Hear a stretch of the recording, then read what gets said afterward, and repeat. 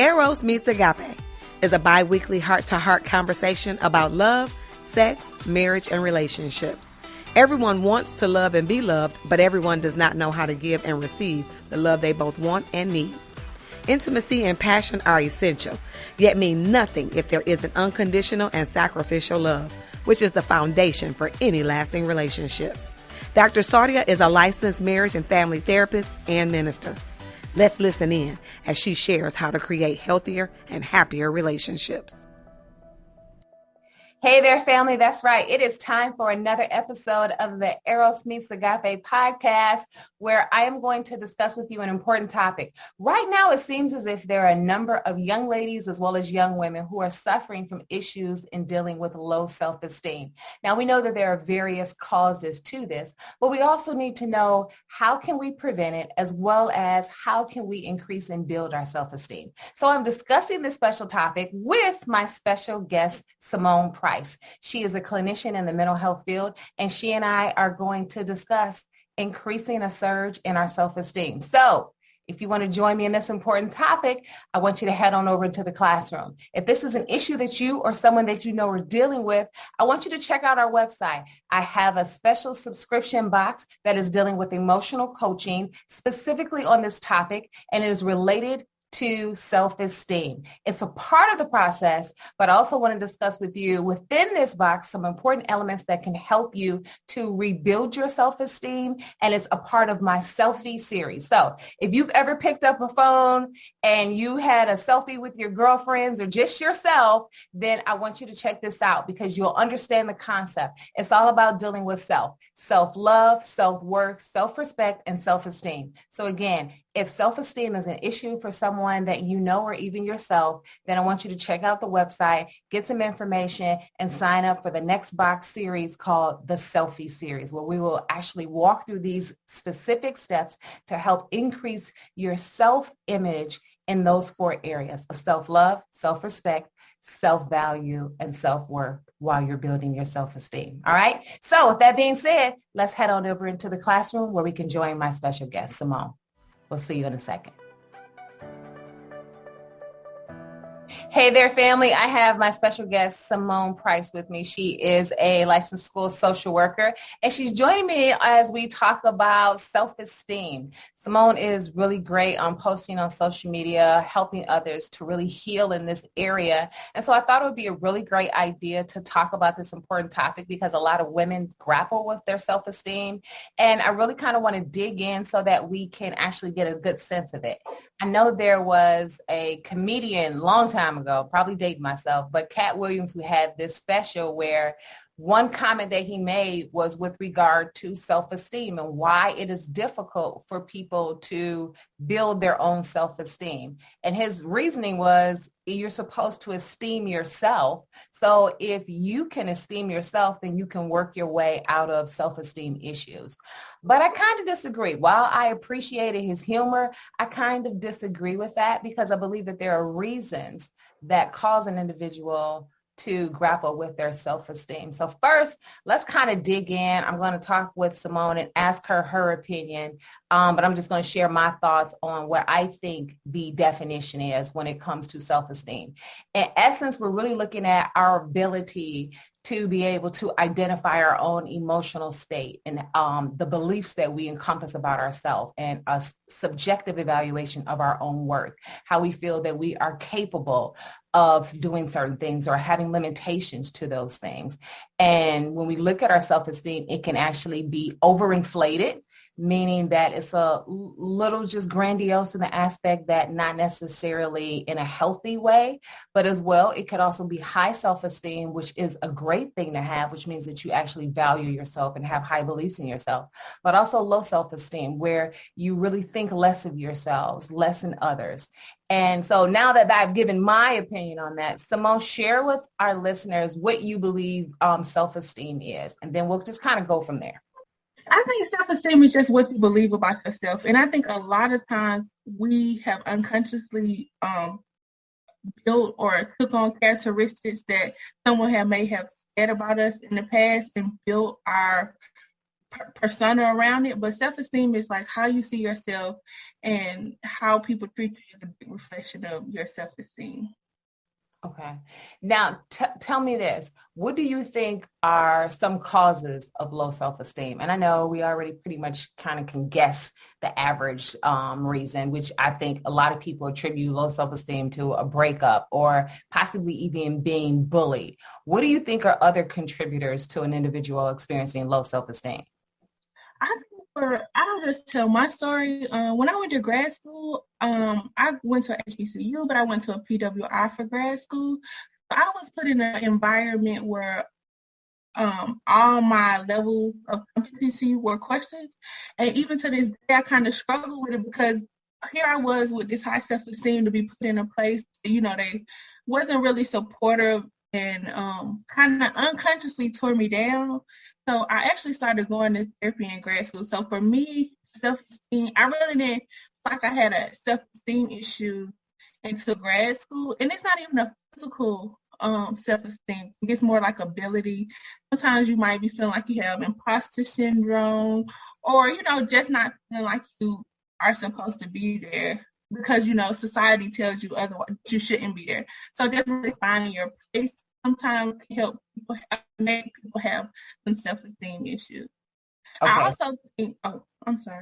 No, I just want to kind of summarize what I think I heard you say. For the most part, you're saying, hey, I had good self-esteem prior to grad school, and then I get into this environment that was not fully accepting, and I'm kind of trying to figure it out, not really having a full healthy support system. So you sought therapy, and then that started the process for you to work on that. Correct. Okay. And I cut you off. So what were you about to say? Oh, I was just going to say some of that self-esteem issue comes from childhood, like your parents not reaffirming you. I still, even though it's like that's a situational thing, it's important for me to be affirmed. And when I don't feel like affirmed, I be feeling like maybe I'm not good enough or, those, you start questioning yourself. I don't think I was affirmed as a child, so I unconsciously, but now I'm trying to work on it, seek validation from like outside sources and, hold within myself. Okay. Do you think, because you brought up a good point, so I love talking about attachment, validation, and we have this internal working model, how we see ourselves as well as how we see others and how we believe we are capable as well as worthy of giving and receiving love. And generally when we have a challenge view of ourselves when it comes to our self-esteem, it causes us to, like you identified, we're seeking validation because we need reassurance in those moments. Do you feel as if childhood, because you did not get a lot of affirmation from primary caregivers, do you feel that as an adult you now seek that from them, or have you found other ways to get that affirmation or that validation? I won't say I have found it, but just like my love language is words affirmation. So like it has like transitioned into my adult life. Okay. If somebody doesn't affirm me, I do be feeling just a little uneasy. like or not enough. Like am I not doing enough or or those kind of things. Okay, it's funny that you say that because my love language is words of affirmation too. But it's kind of the flip reason. So growing up in childhood, my dad affirmed me a lot. So I'm so accustomed to hearing certain things that if I'm dating someone and they're not saying these things, now it's not like, they got to blow me up or anything like that, but things that I just believe are commonplace because I heard them regularly in childhood, that now I think it's a natural part of conversation when you're communicating with someone you care about. When I don't hear that, I'm like, wait a minute, what's going on with you? What's happening? So it's interesting that you have the same thing, but it's the reverse in how it formulated for you as a love language as an adult. Yeah. I think it's interesting because I know some people, when it comes to their love language, that also is words of affirmation. I've heard different stories in whether they received it from childhood or not.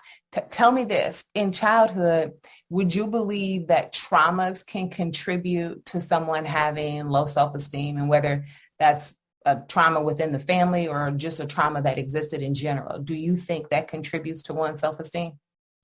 Oh, definitely. I honestly had trauma. I cannot tell you my childhood. Like when people be coming up, like you remember when this happened? But like it's just so suppressed that I really cannot tell you much about my childhood. It was like I exist, but I can't tell you those, memories per se. I just can't. When you think about it though, and I always talk about attachment, so you have to forgive me. Someone who has experienced trauma in their childhood, they can identify as what we call disorganized or fearful attachment, or they cannot have experienced a lot of love in their childhood, and that's identified as avoidant attachment.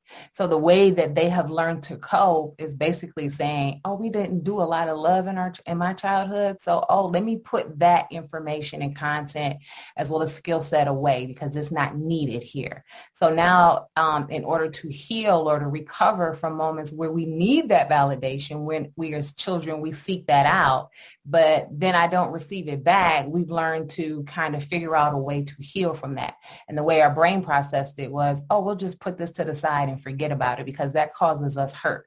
And because it causes us hurt, we don't need to remember things like that. So when someone asks questions about our childhood, it looks kind of like a Swiss cheese, like why are there memories here but not there, or why are there holes and gaps? And it's because for the most part, you can pretty much say those gaps are there because I'm not recalling a time period that may have brought up recollections of hurt or pain. So the way that my brain has processed it to protect me, because that's what the amygdala does, it sets us into motion to determine if the emotion that we are experiencing is uncomfortable, risky, or if it is acceptable. And if it's uncomfortable and if it's risky, then it says, nope, let's shut down the decision-making processing, and we're going to put that to the back part of our prefrontal cortex in front of our brain that is the executive decision making. So we've kind of put that away. All extra technical right now, but all that to say, just not processing. I love brain talk, but honestly, not everyone does. They look at me like, oh, okay, all right, whatever you say. But I think it just helps us understand why we think and feel the way that we do, as well as, do the things that we do. Yeah. So for you, I'm hearing you say that it was some traumas in childhood that caused that to happen so that you don't have those memories. Do you see yourself as having triggers, and thus those triggers to preempt them before they kind of get to going? No, I think my trauma has caused me to be a people pleaser. Like the things that you didn't get, you kind of overcompensate. I'm somebody like, if I know somebody would make somebody day, I would go out of my way to do it. And it's not, I honestly not seeing nothing bad, but I unconsciously do it because I know how it feels to have needs not met. Or, like people not looking for the little things that were like making you so happy. So I go above and beyond. I think it has fostered into like this people pleasing persona, like, But is it problematic in dating? Let me give you an example. I know someone who also had a childhood where their parents were just not there. They just decided, I don't want to do this parenting thing. I'm going to ship you over to another family member. And then that family member raised them. And because of that, they had this kind of gnawing within them through their years because they watched their parents raise other children, but not them. And so it caused them to be like, okay, basically what's going on with me? What's wrong with me? Mm-hmm. And so as an adult and as a parent, they give into their children consistently, regularly. And it's nothing wrong with that, but the reasoning behind it is just what you identify. You know what? I know what it's like to feel like this. I don't want to bring that emotion on someone else because I've experienced it. It wasn't good. So I want to prevent that from happening to you. But as a result, whether it's their own children or in dating, they find themselves on the short end of the stick because they're giving into a lot of things that is not really healthy or beneficial, whether it's the relationship or their children. And then they find out they're stuck later and what do I do? And it's hard for them to climb out of that. So do you think that when it comes to people pleasing, and I get it, if you could make the decision to stop, you definitely would. But what keeps you there? I think all that is true. All of that is me. Like sometimes with people pleasing or like in relationships, you don't ask for what you want. Or I feel like I haven't asked for what I want in relationship. So eventually I get to a point where, I'm burnt out. And it's not because the person wouldn't give you those things is because I didn't require it. Because, you be feeling like, I just like, oh, well, they have this going on right now or whatever. So I just, always, implement it to other people that I don't sometimes get my needs met appropriately. So then when you burn out, is it because of you or is it because of them? I feel like it's more because of me. I mean, because you teach people how to teach you. So, like, if you haven't been asking for something, like people love you from the context of what love is, and they show you that. So this person can really love you, but you haven't asked them to do certain things. You kind of let so much slide that it's like you kind of responsible as well. 'Cause honestly, people really with love is so. It looks so different for so many people. So like how that person is raised, they honestly be loving you with the core of what they believe love is, and it not be enough. I think relationships you have to compromise and really ask what you want. And it's so true because if we come from different backgrounds and experiences, my definition of how I may see and perceive love is going to be different than someone else's. So I'm looking at you crazy because I'm like, wait a minute, especially your first go around. Your first go around, you fall in love. You're like, oh, this is so great. And then you're like, why don't you do the things that I need you to do, right? You're trying to figure out why and are you so different and how can you be so different and why is this love thing so hard? And most of it is boiling down to you're different from me. So we have to figure out a way to communicate in order to meet up in the middle point, so to speak, of our differences. And I think instead it's the differences that separate us as opposed to being a strength to make us stronger as a couple. But we don't know that when we're young. When we're young, we just, just happy just to have the experience. But then struggling with that in adulthood. What'd you say? I'm struggling with that in adulthood. I think a lot of people are. So, we don't grow up in a world where, school definitely we aren't learning about love. We're not being sat down at home to be taught how to love healthily. So how can you learn? I remember years ago, people would get mad at kids for, learning about sex from friends. But it's like, but as parents, we weren't teaching them and if they were wanting the information, they have to find it somewhere. Nowadays, there's Google and everything on the internet. Right. But if we look at that in comparison to love, it's the same thing. How do I find out how to love or make a relationship work if it wasn't taught? And it's really not enough just to have it modeled before us, because if that's not a healthy model, I'm still not learning. So people are struggling and figuring out as they go along. And if I'm really honest, when people really get to their 40s, they've kind of figured it out. But it's mostly because they've learned what they like, what they don't like, what they'll put up with, how they're willing to change. And then they think about the fact that I don't want to be by myself. So since I'm here now, let me figure out how to fix this so I don't have to spend the rest of my life by myself. So they're willing to bend a lot more as they get older than they were when they're younger, because they realize, oh, this doesn't work. This demandingness or me deciding to go off by myself just doesn't really work like I thought it was. Mm-hmm. But people in their 20s are like, I don't understand. And you talking to your girlfriend, it's like, girl, why you do this? And, and y'all just sitting together, or should I say, because I was there too. I think that's a rite of passage in college when you're in your dorm room or somebody's dorm room in a hall with your girlfriends and y'all all talking about y'all love experiences and you all are bonding like, yeah, that happened to me too. And you're figuring it out together, realizing I'm not the only one who struggles in this area. And you feel like, okay, this person gets me because they have had some similar experience. What do you think are some barriers that prevents people from either building or rebuilding their self-esteem? I think people don't even know they have self-esteem issues. So this is my third time going. I've been to therapy a lot, but I didn't realize I had self-esteem issues. And can say these are self-esteem issues. So I went to my therapist, and he, they kind of pick up on your patterns. And I'm like, well, you consistently, do this. And then when he said self-esteem, it was right. It was on the head, but it was like a mirror, like, hey, you right.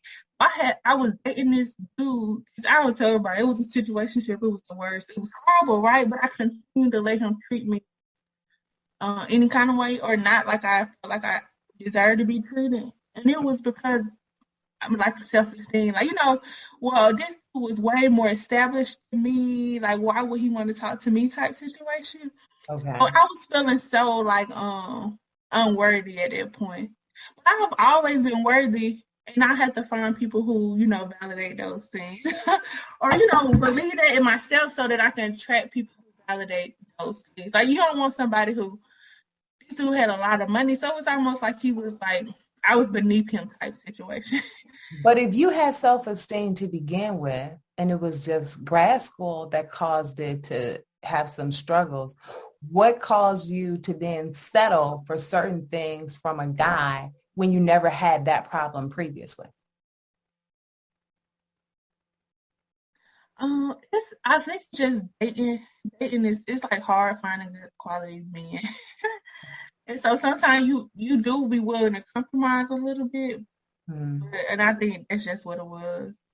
Okay. How do you think people sometimes mask their low self-esteem? Material things, social status, titles, it can even be traveling. Like they build a whole persona of who they are. Like, cause social media has allowed people to be whoever they want to be, and people believe those to be true. So I think people create their own persona. In every step of life, I feel like you can create a new you. Okay. I just think about people in college. It's like they were lame in high school, but in college they were kind of cool, right? And then to my core, they're still lame, in each stage, like you go to grad school, whatever, these people, like, the other people, they cool. Then me, it's like, you're a lame person. Elementary, high school, so. So it sounds like we evolve, and as we evolve, we see people differently. Yeah. Do you think we see ourselves differently as we evolve? Yeah. I did this worksheet one time, or like an activity one time, and it was like, instead of the thing, write all your strengths or what people say to you. And then, like, after that exercise, I felt so dope. Like, I wasn't giving myself enough credit, but a lot of the time people never get to that point of just sitting down and assessing your good quality. And I think that exercise helped me, like, what are some things people say about you? What are some things you have accomplished? Because especially, I want to say as Black women, it's like we have, like, we're supposed to do everything and be everything for everybody or meet these milestones. You went to grad school, you got a job, it's like, what's next, what's next, what's next? That we never really sit in our accomplishment. Or that, in my case, is never set in my accomplishment. It's like, well, more, what's next type thing.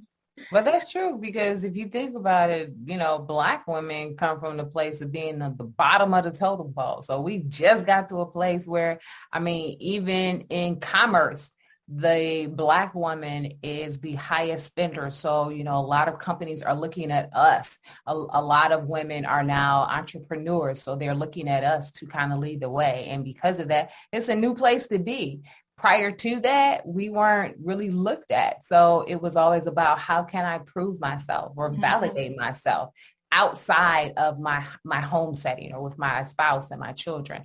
And it's almost like, okay, it's our day now, so let's do this. And if you come from a household of, you aren't allowed to show your vulnerable side because it shows the appearance that you're weak, then it means I always have to be doing something. I have to push past my negative feelings of myself or my low feelings and not deal with them because I have to keep going. I have kids to take care of, or I need to move to the next thing. So if we never really had that chance, then, this is our first really go round with that. Whereas other people have been experiencing it for decades. So we're the new kid on the block, so to speak. Right. So as a clinician, do you in school and working with your kids, do you see self-esteem issues with them? Oh man, it's the biggest. It's so big. I'm a social worker for I support 8 schools, but middle, elementary, and high school, and it's consistent. We have a huge in my specific area. We have a huge cut-in population, and a lot of it is self-esteem issues. The core of them is self-esteem issues or people picking or whatever. But it's like they don't feel pretty or, just those kind of things as kids, or they're not.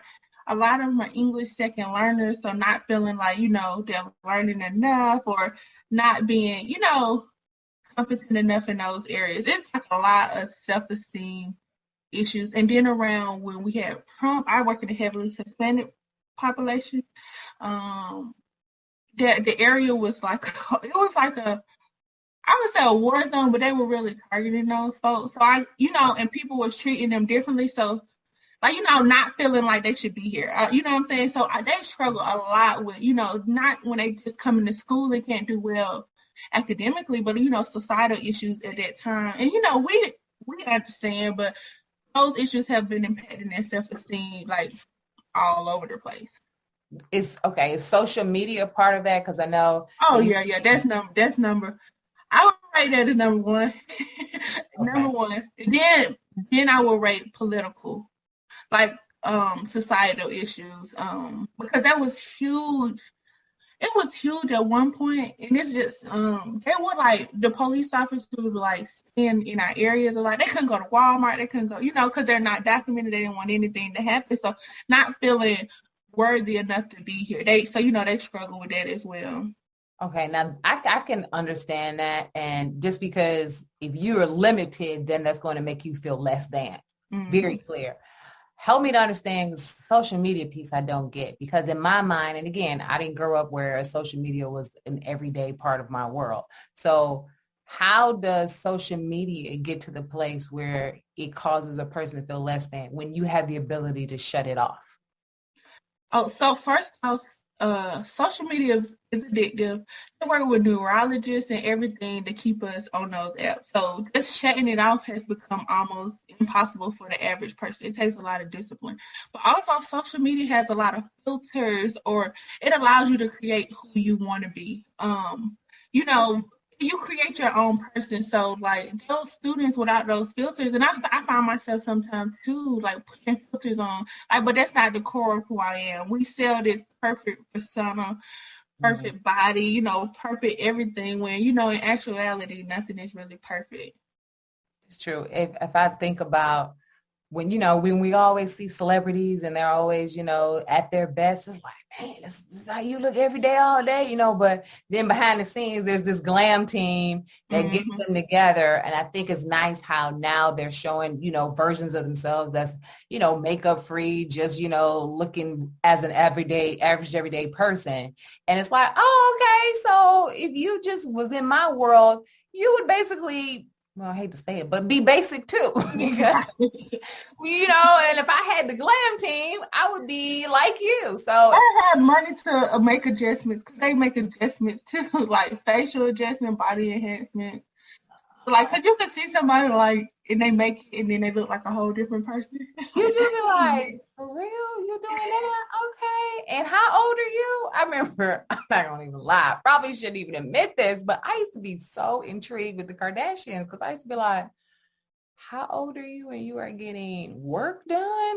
I thought that was for people who don't want to look old, but they just took it to another level. Like, oh, you just reinvent yourself if you don't feel that you're pretty. Okay. They have really influenced the culture. Like, nobody wanted to give them credit, but they had a long run. I used to watch Keeping Up with the Kardashians. I used to go to their stores like, I used to.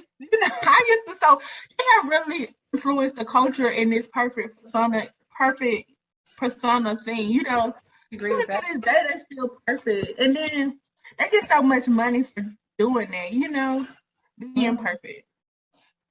Yes, I too. I can tell you so much about them from watching their show, because I used to watch with intrigue, like every week, like, yeah, this is interesting to me. But I remember this one episode, Brown University wanted them to be a part of their class. They had a class on the Kardashians. And I was like, what? And I was like, I got to watch this episode, because what is a renowned university doing, studying them as people that are influencing the world? And they had the mom on, and I can't remember which one of the girls, but in essence, the point was they were studying how they've made a change and how they are influencing people, how they look. And if you think about it, I'm not going to lie. Now, I'm not trying to make this about the Kardashians, but I'm getting back to the self-esteem point. It is my perception, I don't know, allegedly, that Kylie had a lot of work done. And I was like, I think she was like 16 or 17 or whatever. And to do something like that at that age, and in my opinion, I felt like they all sat down and was like, okay, what can we do with you, girl? What you gonna do with your life? Because your sister's a model. So what you gonna do? And they were like, oh, let's make her baby Kim. And poof, she goes to get plastic surgery and whatever, allegedly. And now she's moved on and has this cosmetic line and all that kind of stuff. So now she's built her empire off of this look per se. And I'm saying to myself, I wonder how many girls sat back and looked at her and wished, wow, I wish I could be like Kylie. And I'm thinking like, did you see the before pictures? Because that's work being done. So if she had the money to do that, then it seems as if it's saying to me, there's a self-esteem issue, because couldn't you have done the same without having the work done? So it's like you have these people in society that are doing these things that are evidencing to me self-esteem issues. Why do you need to do that? Is it to gain a dollar, or is it because you have an issue with yourself? And that, to me, if you have a large audience, then it's going to cause them to question themselves, because it's like, well, if they're doing it and they're wealthy or they're this or they're well known, then who am I? And I just think it just causes people to question about themselves, because that's the example that they have to look at. And what's so crazy, Kanye has said the prettiest people had the lowest self-esteem. It's so weird that he with them now, because a lot of times I see pretty girls, they do have the lowest self-esteem ever, and it be so crazy. So to the world, the Kardashians are these pretty people, but at their core, I don't know them, but I could only imagine. I would not want to be there. Like, I wouldn't want to have to be perfect all the time. So the core, I don't feel like that's a healthy life. I wouldn't choose that life. I don't think so either. I remember in high school, this was so funny. I was struggling because I didn't have a boyfriend near prom season. I was struggling. I was on the serious struggle bus driving that sucker on how do I get near prom day. And we had this one psychology class. This girl was known for being one of the prettiest people in the school, and she was complaining about her prom situation. And I was like, what the heck? What kind of troubles do you have in your world? Girl, please, I'm not listening to you. And as she started talking, I was like, wow, you got real problems? Wow, this is amazing. And I'm saying to myself, because the problems that she was identifying, to me, it had everything to do with low self-esteem, because I'm like, for one, I think you pretty much fit everybody's bill for who someone would like. So I don't think you need to look low of yourself or think of yourself in a low manner, but she did. And I was like, I think I'm just average looking. And I was like, I have high self-esteem and I'm average looking. And I think you're one of the most prettiest people in this school and you have low self-esteem. How did that happen? And it just baffles me. If I think of, a lot of people years ago loved Halle Berry, and she had low self-esteem allegedly with the type of relationships that she got into that were abusive. And it's like, where does this come from, that people that have this outward beauty inside does not exhibit what others see on the outside? And I always wondered how that happened, because they seem to be at an advantage that some people don't have. And if they built upon that, then not only could they better themselves, but they could also be influential to the people around them. I think of like someone is seen as perfect all the time, or, like you perceive her as, having all those qualities, she might have never been seen, like seen for who she really is. So I think she kind of live in this, at her core, that's probably not, she was never seen. I would say she was never seen for who she really was. Everybody just thought she had it all together, so that you couldn't even understand that, like, she was struggling herself. So, like, so many times she might have been struggling that, like, nobody never seen it because she didn't look the part of someone struggling. You know what? I have to agree to that, because the girl that I was talking about in high school, I would actually say I did not see her like, girl, what? You don't have any problems. Be quiet. Mm-hmm. And yes, she did have problems like everybody else. But I think we get to this place where we assume we're not supposed to have problems, or if we look a certain way, then they shouldn't be there or not be there for long, but not realizing, no, everybody in this life has problems, and we all just have different types as well as how we handle those different problems. And also, people, sometimes we compare our experiences, like to them, something might be traumatic and to you is not. So sometimes we don't be validating people like experiences. So like sometimes it's like a void. Like, well, why are they tripping about that? But to them, that's the most they experience, and it equals the same level of whatever we have experienced to us that was more, if that makes sense. No, it does make sense. And even if I piggyback off of that, going back to the Kardashians, wasn't it like the rumor that one of them, I heard was, saw on one episode, Kim told her sister, "You're the least interesting of all of us to look at." I was like, dang, that's a nice way for her to say, you're not attractive, right? And it was just like, man, that's cruel. But she struggled with self-esteem issues. And it wasn't Chloe. I can't remember the girl's name. I can't remember her name. Courtney. What? I think it probably was Kylie. No, it was the oldest. I think that's Courtney.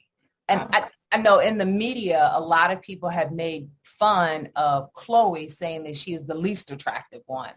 So when Kim said that to Courtney, I was like, oh, wow, that's quite interesting, because the media depicts a different picture.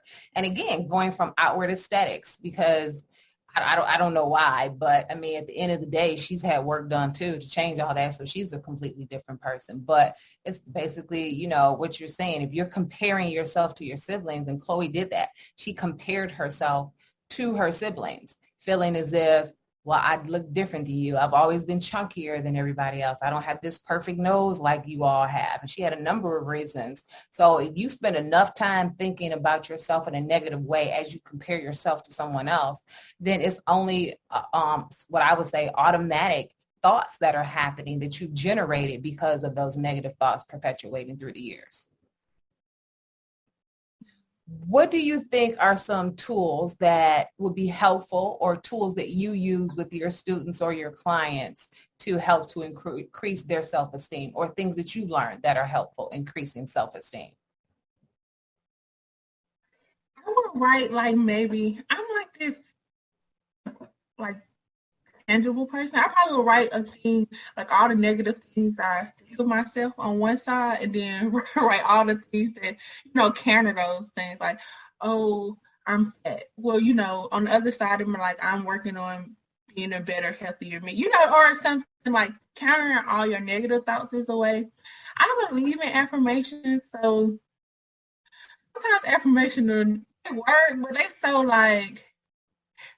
they're cute, or they sometimes get to the core of what you really need. It's like a facade sometimes. So really, I don't know, I'm a big person who believes therapy helps with everything. So really getting to the root of why you feel those ways about yourself. And honestly, a lot of people never get in contact or connect with therapists. They never have a space where they can 100% be themselves and talk about things from an unbiased perspective. So I would definitely recommend therapy. I recommend affirmations. I will recommend journaling, negative self-thoughts, or even composing positive things about yourself. And you can have them in like your phone or your notes, so whenever you're feeling down, you can look at those things. And just have your little cheat sheet ready. I like that. I know. One more thing. I read this article because a lot of people struggle with this image thing. Oh, I was reading a book, and she was like, just buy bigger clothes. Sometimes women or people be like, oh, I done gained some weight. They be so, tough on that stuff. And the truth is, you really can buy bigger clothes that fit and look pretty. You'll feel more confident. That's true, because you don't feel like when you're putting yourself in the smaller clothes, it's basically bringing attention to the thing that you're trying to hide. So that's a good point. That's a very good outward appearance point for people to see. I know when I'm working with clients, one exercise I like to do with them, I call it the inside outside me exercise, where they write down how they see themselves, and then they write down how they believe others see them. And then from there, it's, well, what makes you believe these other things? So they would have to identify the things that others see about them that they believe are true. And then the last thing I have them to do is identify, how do you want to be seen? And we just kind of work through that to really see, are the ways in which you're wanting to be seen, is it because that's what you desire and how you want to present yourself to be? Or is it because someone else perceives you this way and you don't want to disappoint them, or you want to be like someone else? And so you think that's the way to go. And it really kind of helps you kind of work through your thoughts as far as figuring out what's for you, what came from someone else, and then helping with self-worth. I mean, it's a lot of things that you can do. I think you identified a number of the top ones, especially affirmations, because if we're thinking about being affirmed, that's what affirmations do when we hear them over and over. And then when you have it on pen and paper or a notepad, basically, in an app that's showing you, to yourself, something that helps you to counteract the negativity that you think, but also identifying stuff that you journaled, it just brings it a lot brighter and clearer, because when it's not in my head anymore and I'm seeing it on the outside, it helps me to be like, oh, wait a minute, I'm thinking like this. And it's just like, wow, especially if you looked at anything you wrote years ago and you're like, man, really? I was like this? It's amazing. But it also shows you the work that you've done in order to move and grow in that healthier direction. Right. That's good. So we're going to close out today's show. Simone, could you tell everyone where they can kind of connect with you on any of our social media platforms? Oh, yes. I have a healing page. It's called Heal Herself, Heal, Heal, herself _ on Instagram. And I actually am a part of a circle of sisters. It's on Instagram at Soulful Sessions, and we do self-care activities. We have a book and anything self-care, self-love, self-esteem. You can find us both on both of those pages. Okay, and where can they get the book? The book is at soulfulsessionsatlanta.com. soulfulsessionsatlanta.com. Okay. All right. Well, thank you for joining us today. I really appreciated your insight and as well as your expertise and experience in this area. So thank you on behalf of me and the listeners for joining us today. Thanks for the invite.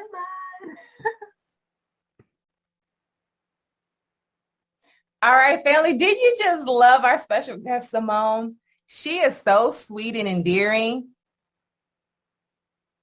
She's always so open to share about herself and her own experiences, never shy to tell people, hey, therapy is a way to go. It's no longer a stigma, and having a label that I have a therapist is actually very therapeutic, cathartic, and helpful to really get us from problem to solution and seeing ourselves in a healthier and better way, as well as relating to others in a better way. So thank you, Simone. We appreciate your expertise and help as we discuss this important topic.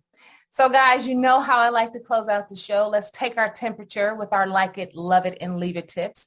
And I would say when it comes to my like it tip today, I just like Simone's energy. I like the fact that she's open, and then she presents different perspectives so that more than one person can understand the topic or the issue, but from a different angle. So she presents from a client who has experienced self-esteem issues and really is still growing in that area, as she admitted, but also she's a therapist. She's a school social worker. So she sees this in young kids that she identified in elementary, middle, and high school.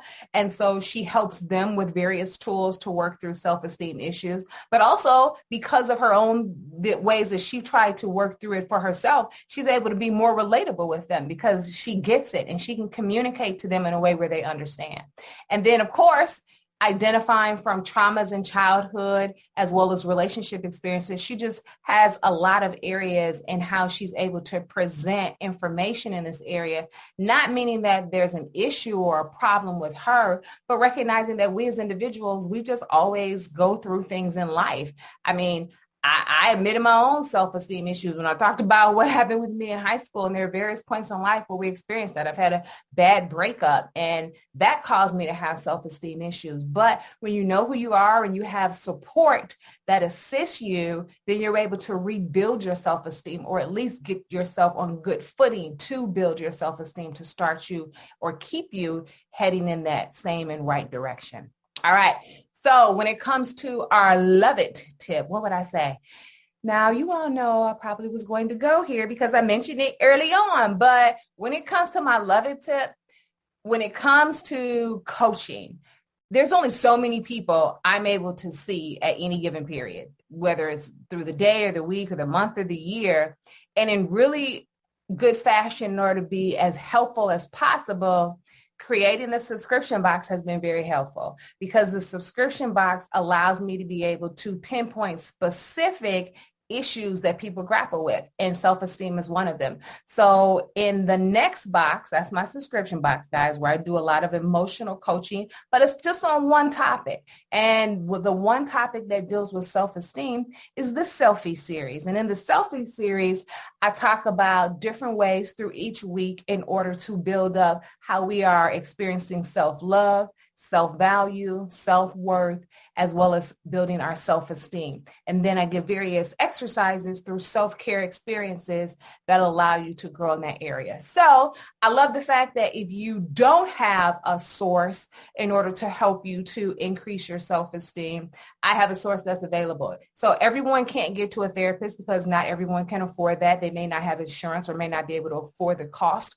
of a clinician. So that doesn't mean that we shouldn't have resources available.